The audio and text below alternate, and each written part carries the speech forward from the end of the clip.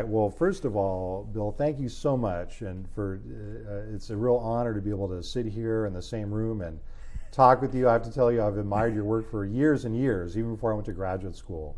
And I think I was mentioning to you that I read an essay by Ishmael Reed, one of the great writers of our time. Right. He said, "There's a book that I go to sleep with. Literally, it's on my nightstand. It's called Black Indians." So thank you so much for being with us today. I really appreciate Paul, thanks for having me.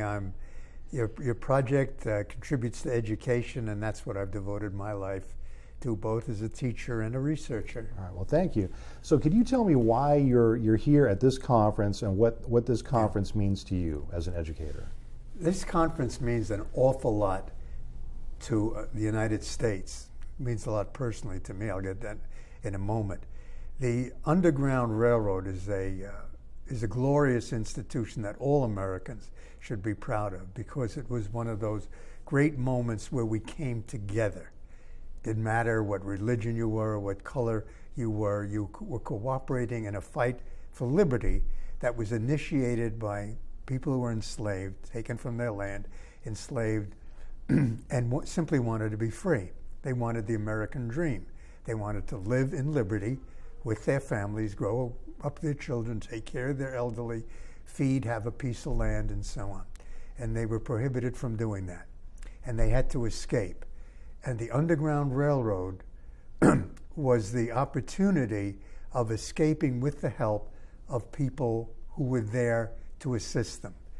The lines that ran northward, they were very important, and it was very important that there were white people at the borderlines, and some of them even went south to bring people up. And there were also Native American nations that helped, that people could escape to. But this conference focused, I think, quite rightly, unlike the previous ones, on the routes that went south. And I would like to say why this is so important. Mm-hmm. The routes that went south at no point touched a free area. They were in enemy lines from beginning to end. It was like our flyers who escaped a Nazi camp after they parachuted and were captured, mm-hmm. and to flee, they had to flee entirely through, even if it was France, it was occupied France, mm-hmm. or occupied Poland, and Germany or Austria, whatever it was.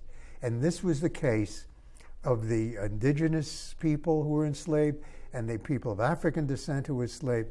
They were constantly, so there were no stations here. Mm-hmm. There was no Harriet Tubman to go and get them.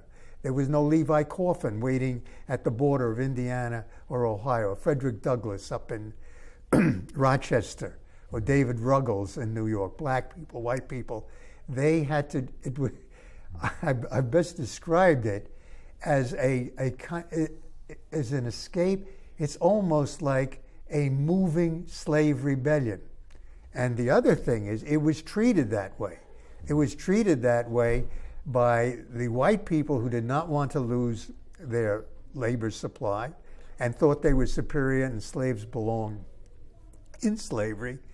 And anybody could report it, and anybody could take up guns and fire at these people. So you really had an horrific situation, and yet people persisted. They moved from the various southern states, primarily the lower South states, because they were furthest from the northern border. It made more sense to go south because you could get to Texas, you could get to Florida, which had this whole long tradition, began with the Spaniards of loose control and so on. And the very topography and geography of Florida made it a easier place to hide. You also had there, you had the Native American nations here and there. And I believe that one of the reasons the Native American nations were moved out in the removal that began in the 1830s, that was sanctioned by President Jackson and carried out by President Van Buren, is because these nations had become a harbor, a safe haven for slaves who were escaping. Mm-hmm. And the reasons were very clear. It had nothing to do with some similarity of skin color. It had nothing to do with that. It had to do with the same common enemy. The first people enslaved here in the Americas were Native Americans. When Columbus came over, he said on his first day, October 12, 1492, I took some of the natives by force. It's in his diary.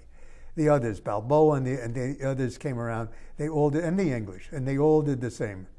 And so there was some experience of the Native Americans with what the Europeans were up to. And the Africans that were brought in a little bit later, starting around 1502 in Hispaniola, and then, we know about 1619. The Africans were then fed into a slave system in which there were already Native American unwilling participants. And these two people mixed in the slave huts and the fields, plantations and the big houses of the New World. And soon, very soon, they were husband and wife, sisters and brothers, children, uncles, aunts, loved ones. And so they escaped. And we know that there was an important difference and distinct difference between the two peoples. When the Native Americans escaped, they had a base of operations to go to. Their people were nearby in villages or towns. And they escaped there, but then they came back for their African mothers, fathers, sisters, brothers, uncles, aunts, brothers, and so on. And on this basis, these two people began to help one another. And this was really, it was our first Rainbow Coalition. And these were our first great freedom fighters, because I've been able to trace this back to the era of Columbus, 1502, and a letter of Governor Ovando to King Ferdinand, complaining as Africans fled among the Indians and could not be captured. Could not be captured. Those 4 words are saying something about what's going on in the hinterland out there. The Native Americans are not only taking them in, but they're keeping them. And that's the beginning of this Black Indian community that I write about. But I'm also here because the escape south was not only more dangerous, but it had other elements of an incredible nature.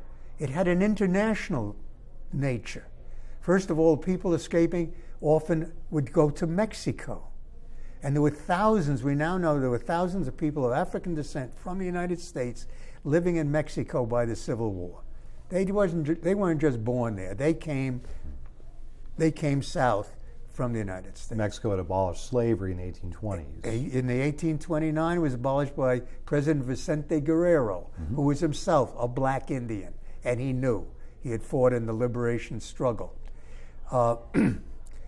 And those who escaped into Florida in the colonial period, of course, they were escaping first the British colonial rule, and then the attempts of the Americans under President Madison and then Monroe that allowed slave catchers, armed slave catchers, to go in.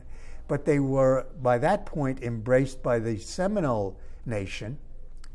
And the reason was that the two peoples, by that time, had formed an agricultural and military alliance because the people of African descent, many of them were there before the Seminoles, who were a break-off segment of the Creek Nation and came around 1776. The Africans were already there before. And the Africans had taught them methods of rice cultivation that they had learned in Senegambia and Sierra Leone, Africa. And on this basis, this alliance was formed. Once again, nothing to do with skin color. It had to do who was your ally, who would stick up for you, who would refuse to enslave you and not let anybody else do it. So this, to me, is an underground railroad network. It's actually a loose set of networks. It's actually not organized. It's often spontaneous. Sometimes it's well-armed. Sometimes it's without armed. But it's an incredibly brave American tradition that I maintain goes back before the first Thanksgiving and is more important because it's a fight for liberty.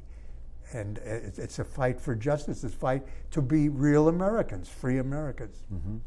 Now, you are known as a great scholar and teacher of these topics. But what have you learned so far in this conference as you listen to the panels and to people interact?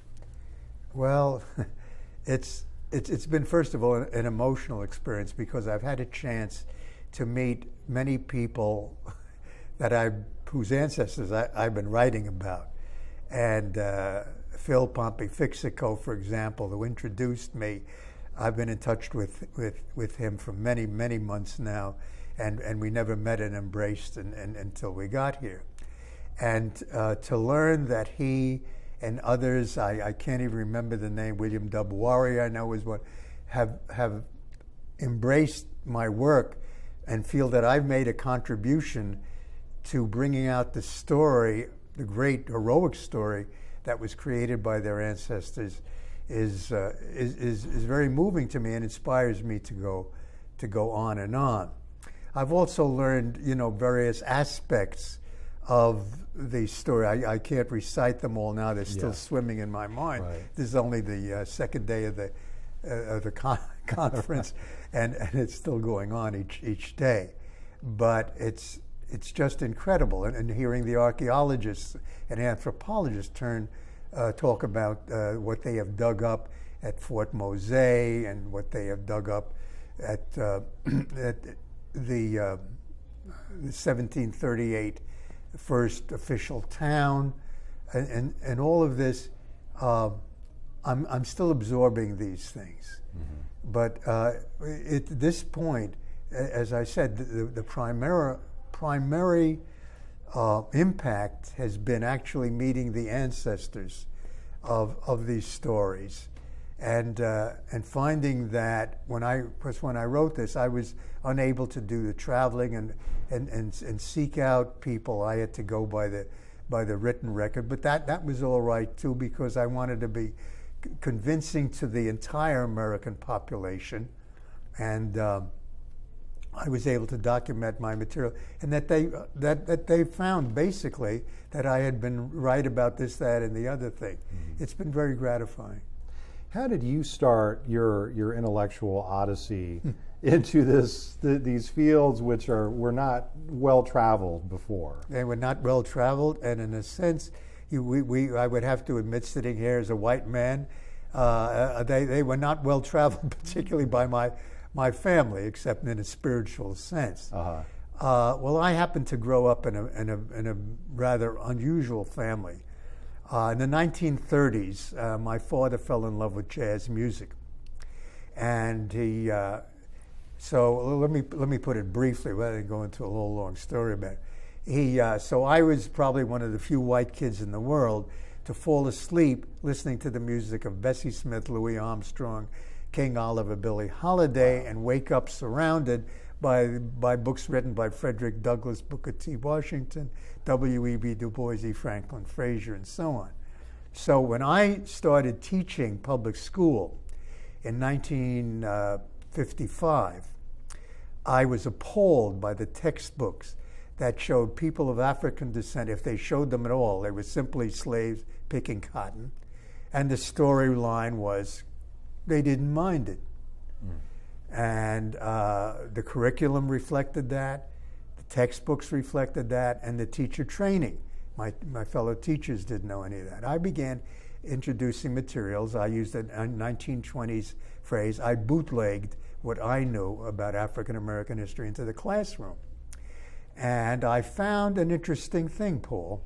I found that it wasn't just the black kids that liked it, that there were a lot of white kids that liked it too, because what I was teaching was a kind of people's history that was in sharp contrast to the generals and the great inventors and the presidents and Supreme Court justices that 99% of the kids knew they would never become. But here were people they could identify with. Here were people who were fighting for freedom, keeping their family together, learning to ride a horse. Some became cowboys. These are things these kids could relate to. And that was one of my first revelations. I knew I was on the right track when I was doing that. So I began actually introducing materials into my classroom. And I taught school for 14 years. I taught 7 years in New York City, junior high school 52, and then I taught 7 years in a racially integrated district in Westchester County, and that's where I developed my materials that became my first book. Wow. And then how did you so literally your first book developed not just simply in the archives with documents, but out of your teaching experiences. Yeah. And what was missing in the curriculum, and started with the books on my father's shelves. And I also, I did have the experience. My father was an activist, a political activist at the time, and he was also a self-taught scholar, and he would go up to the Schomburg Library, the great Schomburg Library in New York City, of African American history and culture, and he would bring me up at I think I must have been about 8, 9, or 10, I don't remember, there, and to him it was sacred ground, and he introduced me not only to the materials and to the visuals. He particularly focused on visuals, as my books do, but he introduced me to the idea of research, and that you use research to bring material out that people didn't know, to educate. And I followed in that tradition, which led to my 40 books on various aspects. Now, if you want to know how I got to the area of Africans and Native Americans together, I can speak to that. I was writing a book called, my first book came out, and it was called Eyewitness, and it was eyewitness accounts in African American history, and I used a lot of documents, and I used some writings by a number of people, and I think everybody knows if you use somebody's writings, you got to get their permission. So one of the people I wrote to, because I was using 3 writings of his, was the very famous poet Langston Hughes. And one night I was kind of cooking my supper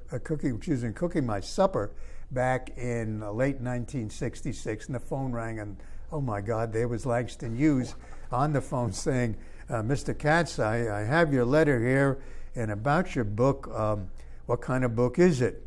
And I said, oh, Mr. Hughes, it's prepared as a school text. I developed it from my classrooms. And he said one thing. He said, good. Don't leave out the cowboys. Don't leave out the Westerners. And I said, kind of defensively, oh, no, I didn't. I have 2 chapters on them. And he said, good. That's very important. And he gave me his permission. Well, I had more than his permission, actually. As all wise people do, they give you a lesson. And if you're smart, you pay attention to it.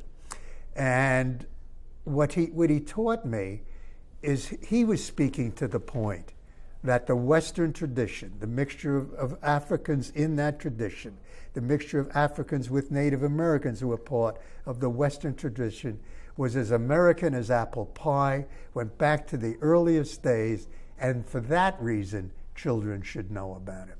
For that reason, actually, all Americans should know about it. And his life proved it. He went to school out in the West, in Kansas.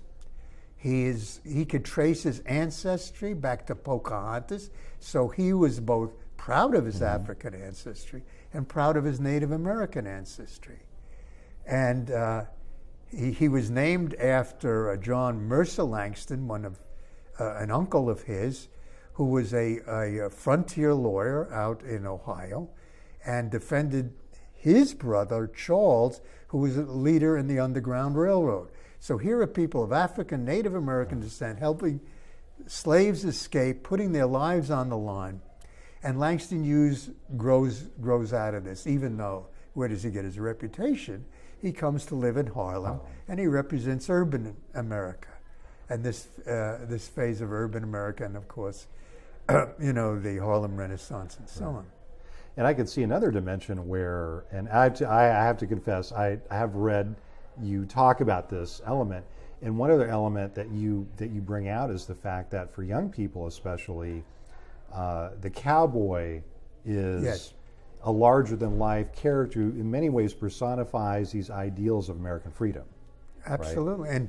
and individual initiative, and being on your own, and community coming together, or defending community, bringing community together.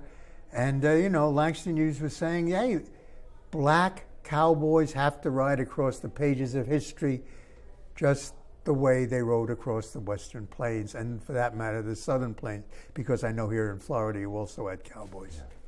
Yeah. Okay.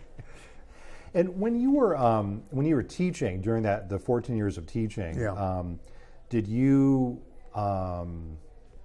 at times encounter resistance from school districts or from the? Yeah. Let me. I always felt what I was doing was part of giving an honest American history. And I did run into trouble with at least one white parent at a time when I used some quotation of Abraham Lincoln to show that he was not favoring equality of people. When he was running as candidate against Douglas in Illinois in the 1850s, he made some statements, and I handed them out to my class, and one parent came in and was very upset, and I said, I'm sorry, Lincoln said this, luckily he changed his mind as he moved on, but this is part of our history, and I teach it accurately. I didn't run into difficulties other than that, and actually by the time I got out of the New York City system into the special district, and a number of the teachers that I taught with were innovative, open to suggestion, and used my materials. And the administration was actually, in this district, Greenberg District 8, was willing to, circulate my materials. And, they certainly didn't block it. They certainly didn't take the approach in the New York City system, which treated Negro History Week. I remember there was a notice the principal put up on the board saying it's Negro History Week, spend 1 hour talking about famous Negro leaders. That was the way it was handled. I wasn't under that kind of restriction as I moved on. I didn't have to bootleg it anymore. I could use it. And as I said, once again, the response I got from students, black and white, was interesting. I did not expect that. They were interested because this was a people's history they could relate to. They could relate to it. Yeah. As you think about now the teaching of history, the writing of American history textbooks, which seem to be in the crosshairs of a lot of controversy. Yes. So, how would you? Well, actually, let me ask a different kind of question. If you're looking at the American history textbook now, that a standard high school student has to read in high school, what would you change about that textbook?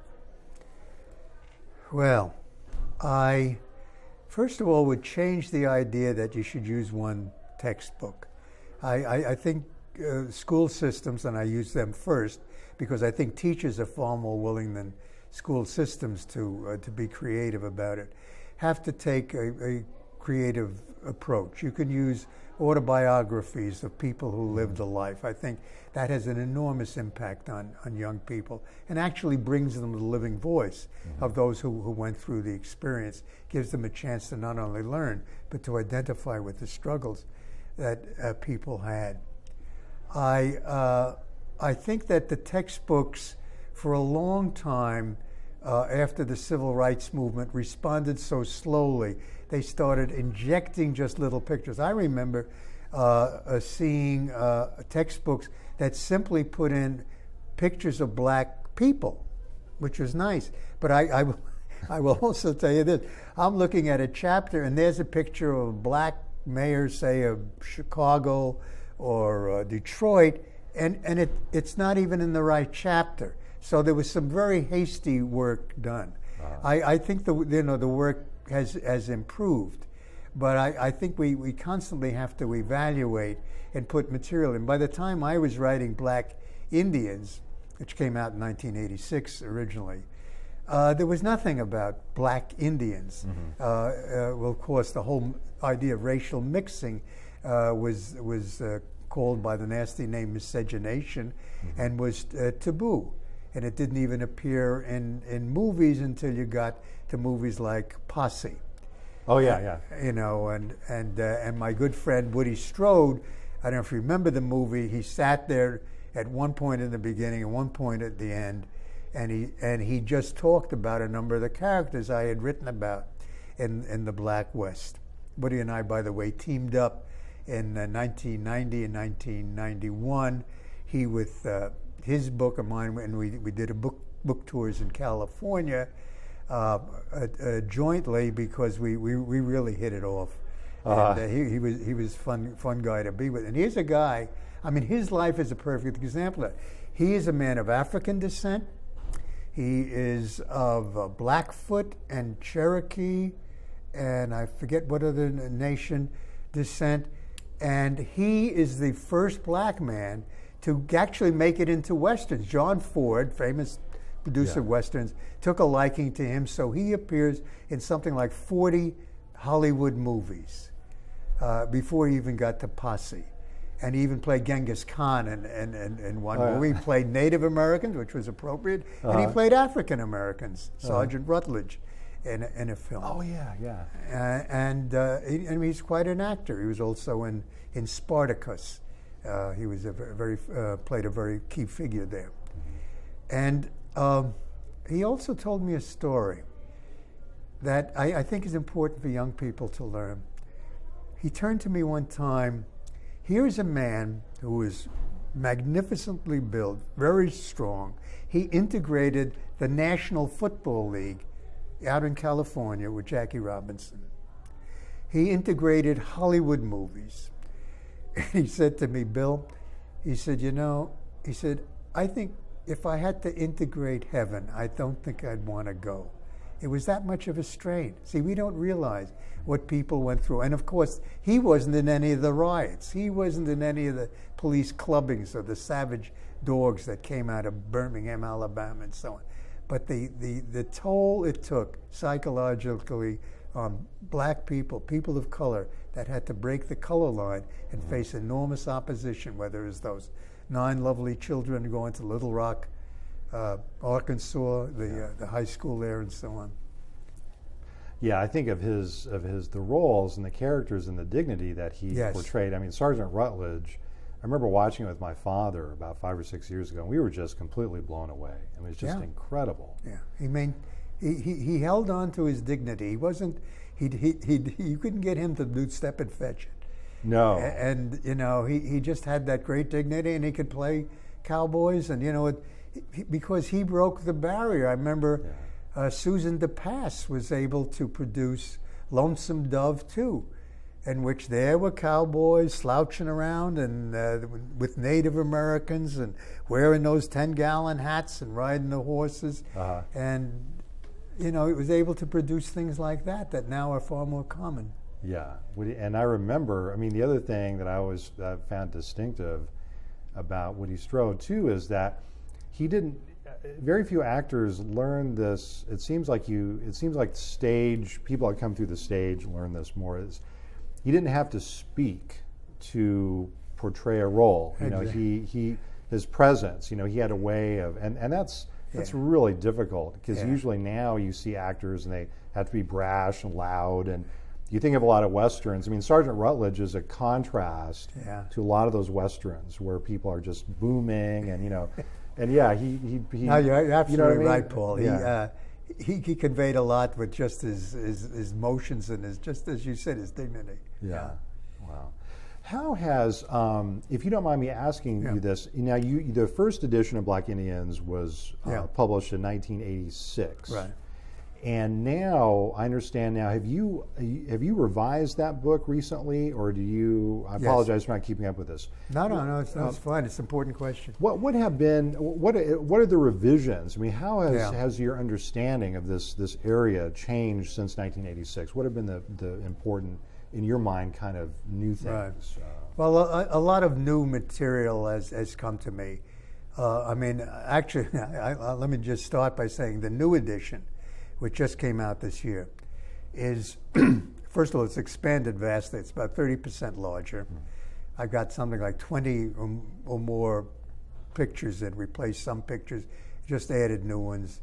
And whereas the original edition just kind of stopped with the 1890s, 1910s. I now deal with current issues that are going on. What are the relations between African Americans, Native Americans in the civil rights movement that developed in the 40s and 50s? And what about the current, what is the current controversies and current alliances? Because Native Americans and African Americans were brought together by Dr. Martin Luther King, who was himself also of Native American ancestry. A lot of people don't know that. A lot of people don't know that about 90% of African Americans have a Native American branch in their family tree. He brought them together in certain ways. For example, in the Poor People's March with Cesar Chavez, he brought Hispanic Americans, Puerto Rican Americans, and so on, as well as Asian Americans, and so forth, because that was his nature and his goal.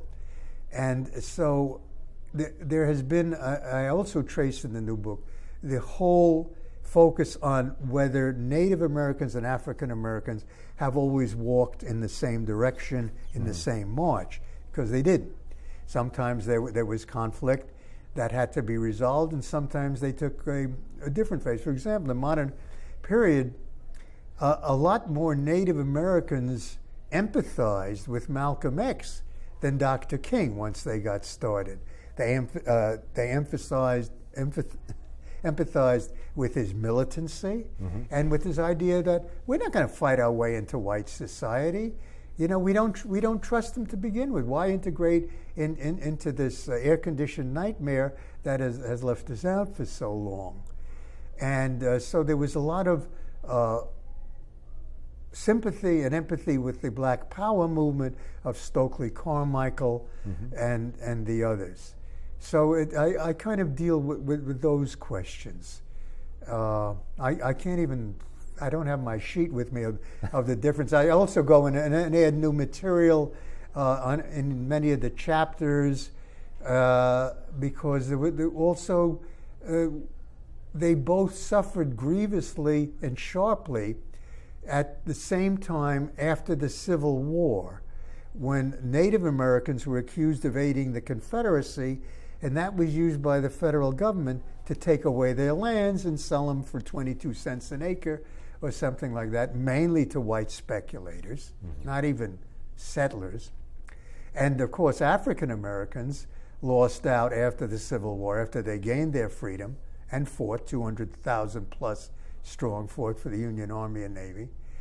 And then after a brief period when the federal troops were withdrawn, the Ku Klux Klan, white supremacy, returned, and they were denied the ballot box and reduced to a new form of slavery. And all of this happened both to Native Americans and African Americans at the same time. This sharp reduction just when people felt they were going to make progress.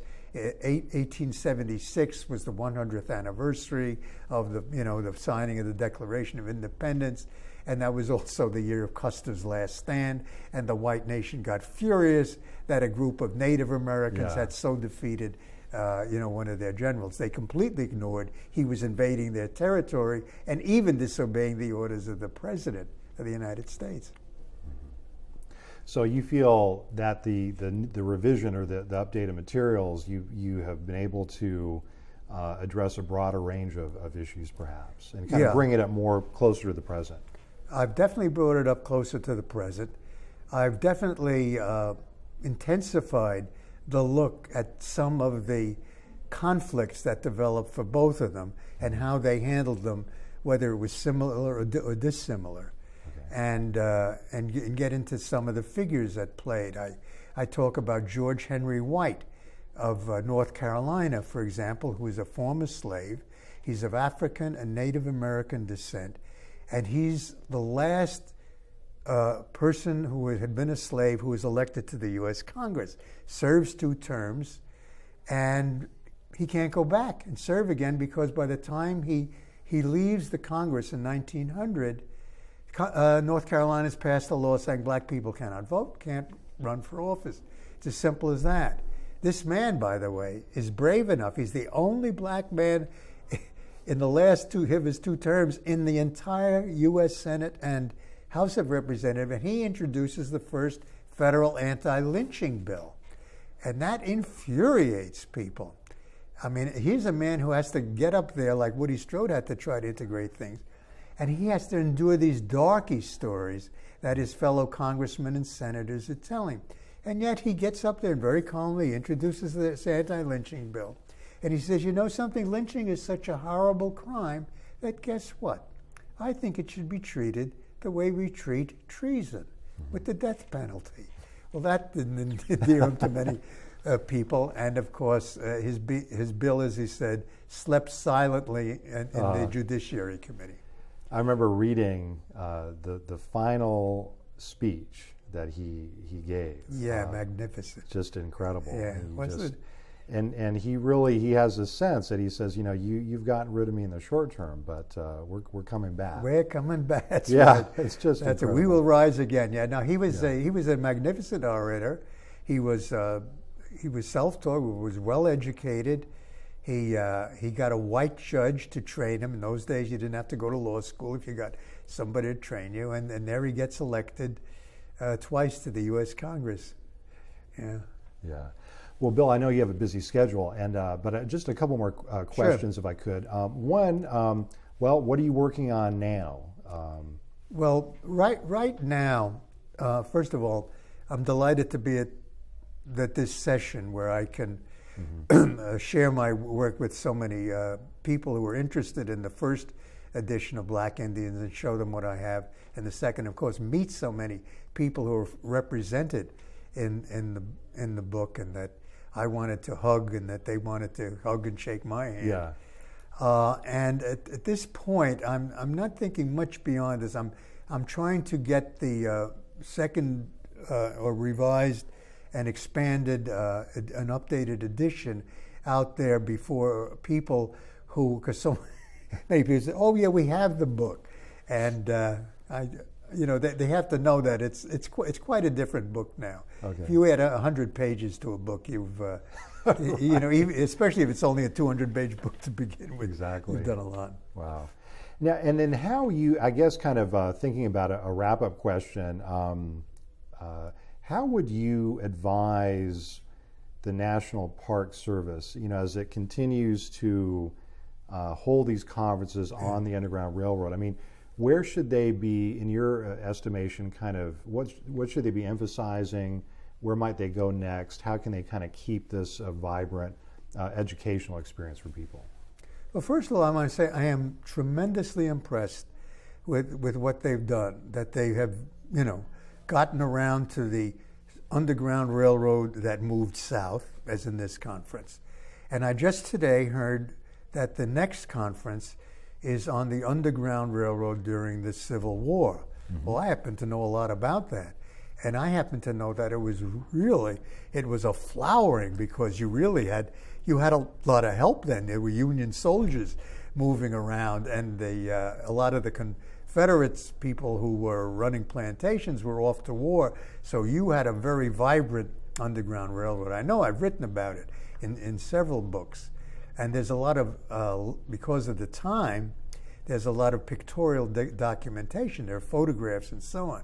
So I think the National Park Service is definitely going in the right direction. I applaud them. I hope I'll be included in some of the plans, because I do have a lot of material, visual and documentary material that'll fit in.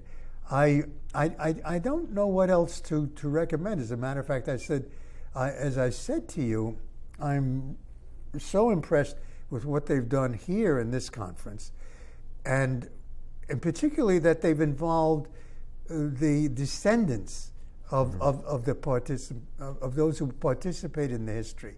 So they're getting a fresh look from the horse's mouth, so to speak, of what really happened with people who heard it as kids from ancestors and so on.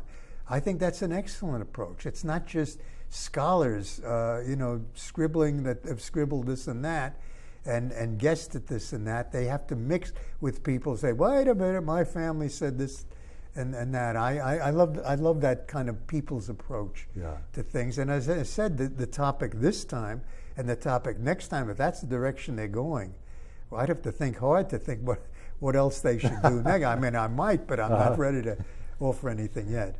Okay. Any final thoughts or issues we haven't talked about that you'd like to? Well, That's right. I just briefly, I think I'd like to say that our history is important. For a long time, we swept a number of things under the rug. We felt if we talked about slavery, we'd made black and white people angry at each other. But when, I don't know, I think we all remember when the miniseries Roots came out, it had an enormous impact, not in the black community, but the white community. And people looked at it, and for the first time they said, wow, we did that thing? You know, there's something here we've got to look at. It's important, you know, if you go into battle against an enemy, say, you at least have to know what they have. You have to know their weaponry. You have to know your own background. You have to know what you have. And we have proceeded in this country with blinders on. We have not trained our children what to expect from each other. We haven't trained them what to face often. We threw them out in the armed forces and without knowing the kind of enemy they were facing. And what I think we have to do is we have to continue this kind of people's education that brings children up to speed on what really happened in history so they'll become decent citizens who can make the kind of decisions that are correct at each time. We have made incorrect decisions at times. We have committed blunders, and we have to learn from them. If the Pope could apologize for slavery, I think a lot of other people, much lower than the Pope, could apologize or at least take a look at things in order to correct them. We have to look toward the future. We have to get information and knowledge, and we certainly have to prepare our children if we want better citizens and a country that survives. All right. Well, Bill, thank you so much for sitting down with us today, and I really appreciate it. This has been very educational for me. Well, Paul, thank you very much for giving me the opportunity and for your interesting questions. All right. I really enjoyed it. All right, great.